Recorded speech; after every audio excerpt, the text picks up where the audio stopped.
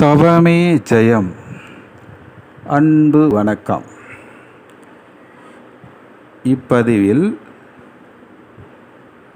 பூர்வ ஜென்ம தவத்தின் மகிமையை பார்க்கலாம். மனிதன் தன் பூர்வ ஜென்மத்தை எப்படி தெரிந்து கொள்வது?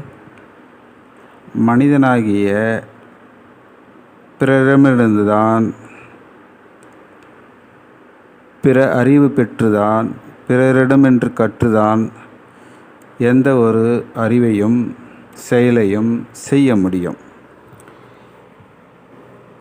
நித்தியமான அழிவில்லாத ஆன்மா பல பிறவிகளை எடுத்தே பரிமாண லட்சியத்தை அடைகிறது.